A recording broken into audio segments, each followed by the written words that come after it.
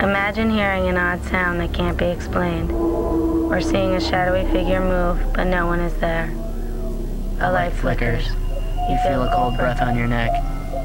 Is it your imagination, or is it real? Scary, but true. September 4th, 1998, Savannah, Georgia. 14-year-old Jason Cobb receives an antique wooden bed as a gift from his father. Sleeping in it on the first night, he feels an odd presence. As time goes on, more disturbances occur, some far more frightening. December 1986, Seacliff, New York. A family makes a home movie of their Christmas play. When they watch it, a bright flash is seen in the picture. Suddenly, the image becomes startlingly clear, but there's no member of the family. Mid-1940s, South Park, Pennsylvania. Almost 20 years after the B&O Railroad bridges are built, stories begin to circulate about a mysterious glowing figure that frequents the tunnels under the bridge. Almost 60 years later, 7 teenagers return to the site of the railway bridges to investigate the legend of Green Man Tunnel. 3 areas of the country, 3 groups of people. Scary, but true. When Jason received the antique bed as a gift from his father, he knew it was old. He knew it had history. What he did not know was that it was already occupied. The very first night I slept in my bed, I felt like somebody or something was watching me. There was something that was going on in his room that we couldn't explain. It was amazing how many different ways he was communicating with us. If they don't go to the light when they first die, they're going to kind of stay where they died. I guess it was his bed and he couldn't leave it. Me and my dad like to go to antique shops and auctions. Jason and I went to the gallery, the antique auction gallery, and we were in hopes of finding an antique bed for his Christmas present. In the corner of the auction company was this bed.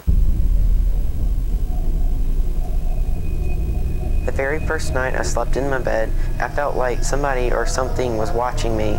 They were leaning over my bed and just staring at me. The very next night, I felt like a cold breath was like somebody was breathing on my neck. You know, I thought it was just a draft or something. When this happened, I didn't tell my parents because I thought it was just me being a little paranoid. The last thing I thought it would be was a ghost, you know, messing with me. On the third night, I saw the pillow in my room. It dented in and it was flattened right in front of my eyes. And that's when he came to talk to me. My mom didn't believe me. And I said, Jason, I said, there's got to be a logical reason for it. Well, I had a picture of my grandparents on one of my nightstands. The next morning when I woke up, my grandparents' picture was shattered. And that's when my mom was a little hysterical. She knew it wasn't me because I wouldn't break my own grandparents' picture. That's when we went to his daddy and said, there's something going on here. He says, well, it must be a spirit or a ghost or whatever. Then it entered into my head to ask the spirit if he wanted to tell me his name. He said, whoever's out there, whatever you want. If you're here, write something to us. And I put down a pencil and paper. Walked out of the room. Shut the door. When we came back, he had wrote down Danny 7. That pretty much freaked me out right there. I found it very disturbing. I didn't want to sleep in there at all. Even though I said I've always believed in spirits and ghosts, but it was always somebody else's experience. It never was my experience. He wrote a note about his mother died in the bed in 1899, and that made us kind of sad, I guess, but it was kind of confusing because we didn't know if his mother had died in the bed or if Danny had died in the bed. He liked to play little jokes on us.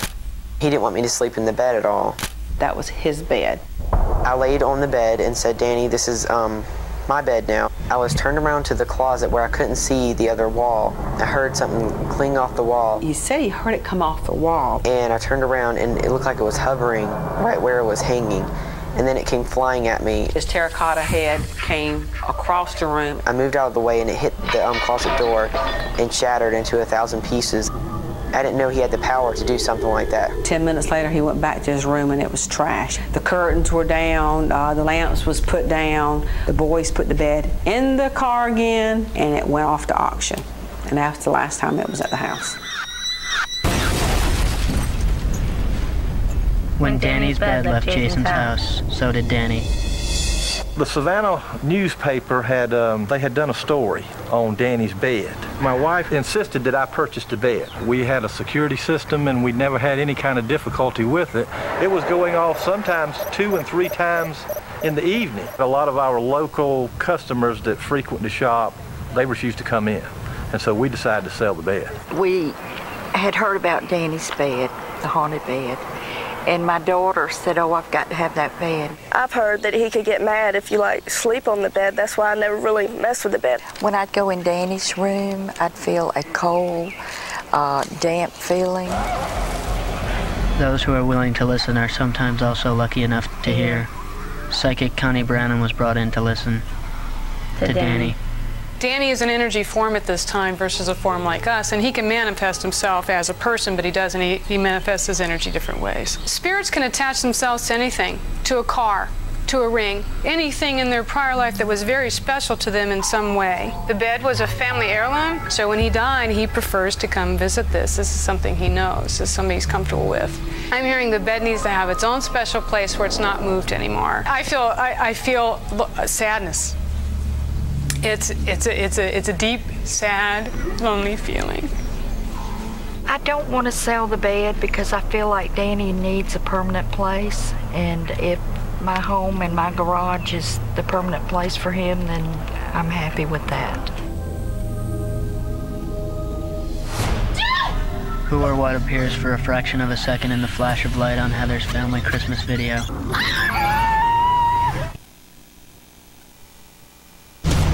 At first, Heather and her family ignored the strange things that were happening around their nearly 100-year-old home. But when they found a haunting figure in the burst of light caught between frames on the family's Christmas video, they were no longer certain that they were the only ones in the house. We found blood. I've been hearing screams. Strange sounds. He's here and he's watching. She dug up the dolls. They were buried along the foundation of the house. They have captured the ghost on the tape. It was very real. Tonight I'm going to see the ghost. He's there, he's on that tape, and it is freaky.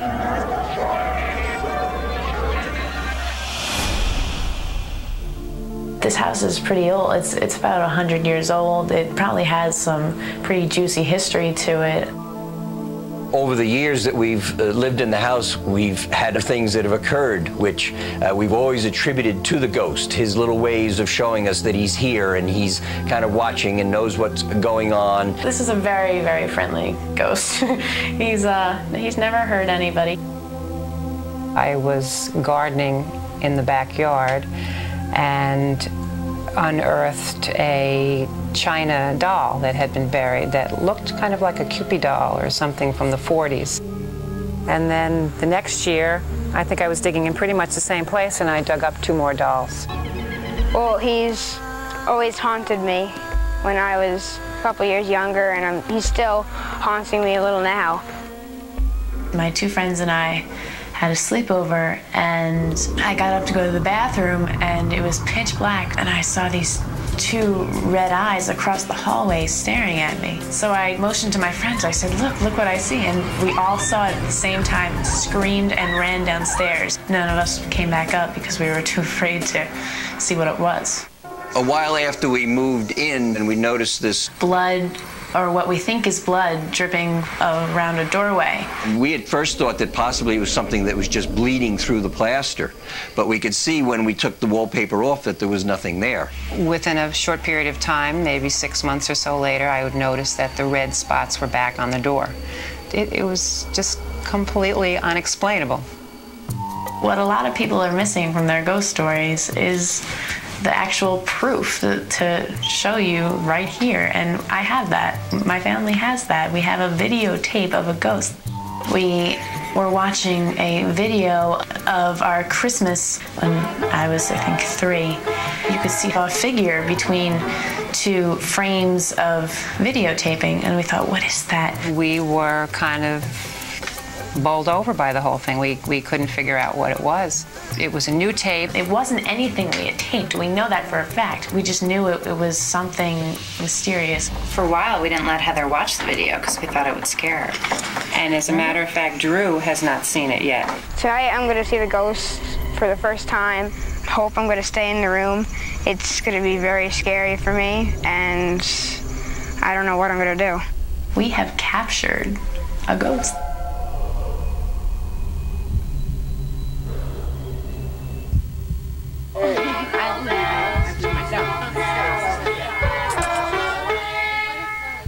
That's the lawn chair. Oh, you can. Flipping it is okay. You guys really. I always flip it.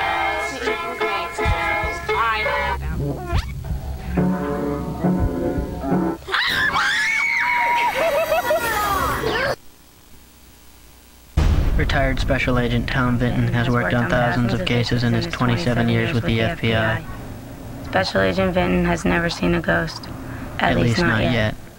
I have here the tape that is the original tape of that contains this alleged ghost. It was a new tape. It wasn't anything we had taped. We know that for a fact. I think a videotape is an excellent piece of evidence. You would want to freeze whatever frames there were that perfectly, or as best, identified the perpetrator. Why don't we go take a look at it?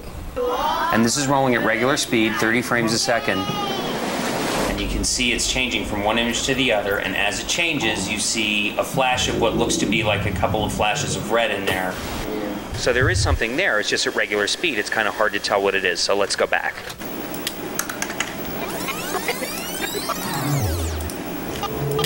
We're stepping back one frame at a time.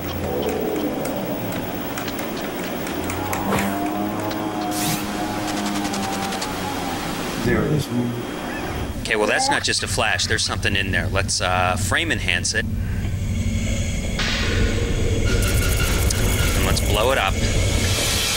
And there it is. It appears to be a female wearing some type of Western attire that would be worn in the late 1800s or so. This appears to be a rifle, that being the butt and that being the barrel. Here you can see the rifle butt is close to the body. Here it's pulled away.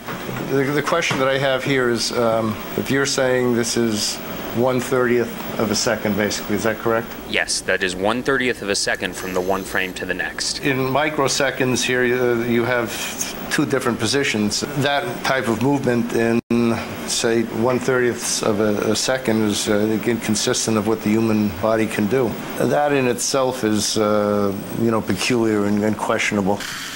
After reviewing the tape, I would conclude that there is no satisfactory explanation as to how that image came up on the videotape. What is it in those tunnels that has been scaring teens for almost 60 years?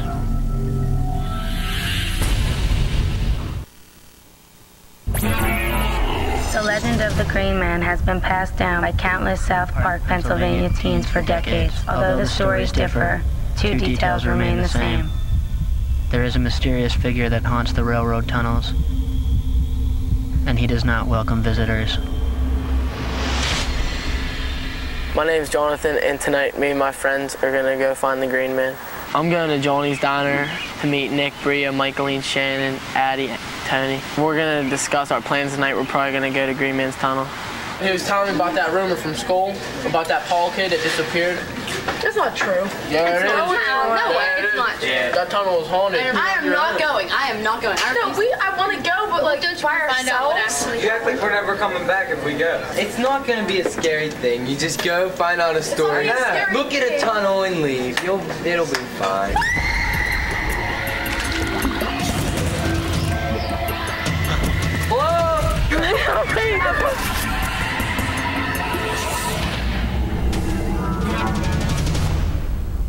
The legend of the Green Man goes back to the mid-1950s. There was a man that worked for the electric company. There was an old guy who lived up there in a shack years ago.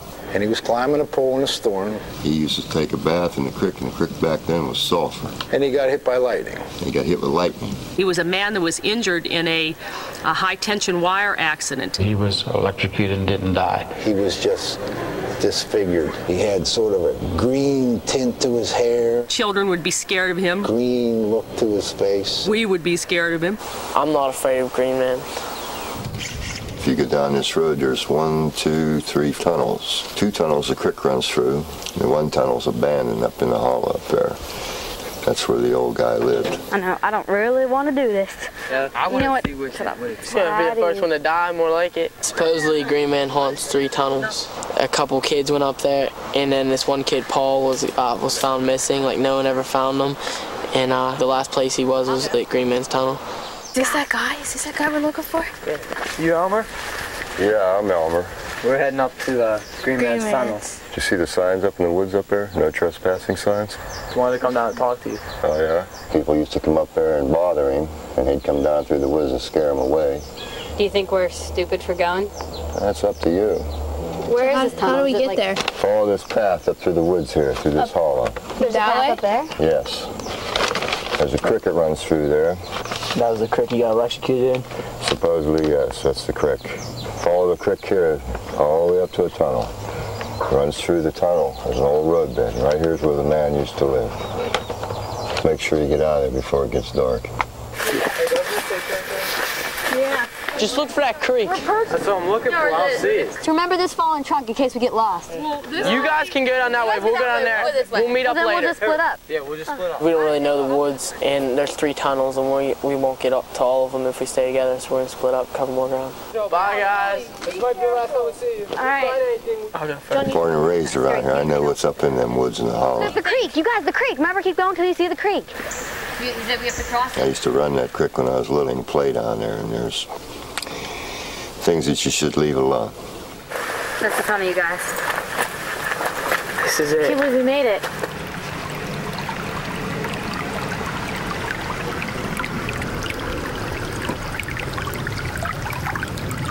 I'm not afraid to go in. You go first. Something happened there one day. Something had to start the story. I heard that the story is actually based on a true person, a real man that lived down there. I think he just wants to be left alone. It's scaring me.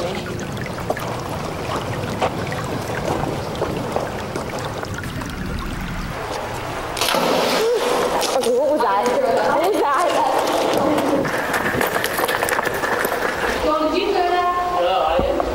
That was you. It was not me. I have a map and a flashlight. It was not me, I swear. We gotta find them. Look, I think that's them over there. Tony! Tony! Bria! Just saw something. Look over here. Nick! Michaeline! I swear, I just saw something right over here. Finally! He wasn't down there. He wasn't down there. Yeah, what did you guys do? One guy wanted to show his girl, the Green Man's tunnel, so he took her down there. And they got out of the car and he said, see, there's nothing going on here. And there was this man comes running out of the woods, and they both got in their car and locked the doors, and he's running around, jumping on the car, and of course they took off frightened. And Well, there's like complete darkness in here.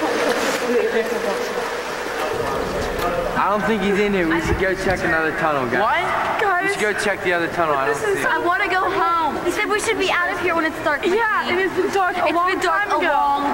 time. I think that he follows people through all the tunnels. I think he's in all of them. But mainly, I think he's in the 3rd one. You guys, look. It's the last one. I say we split up. Yeah, I'll go up. You'll go? Yeah. Oh, God. He's going to be in here. Because they've been in there too long. More of us should probably go in. We should find them. 2 or 3 or more of us should go up there. We haven't. I'll go in by myself. I don't know. You sure, man? Yeah, because you need to stay with Shannon. We need to get in there.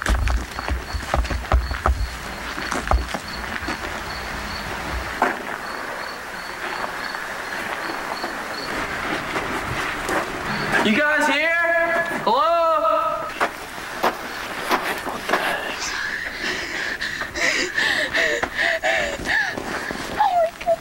This is so gross.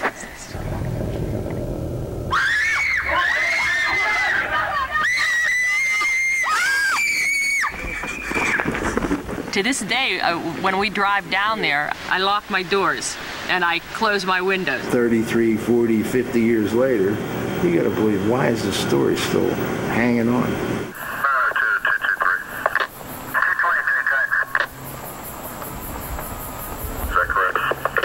What are you guys doing out here? We were just looking for a Green Man. There is no Green Man down here. All right, you guys should all be leaving here and go head home. Obviously, someone was living there because there was like eating food. It might have been the Green Man. Whatever was living there is creepy, I don't know. There's no green man around here. That's all myth.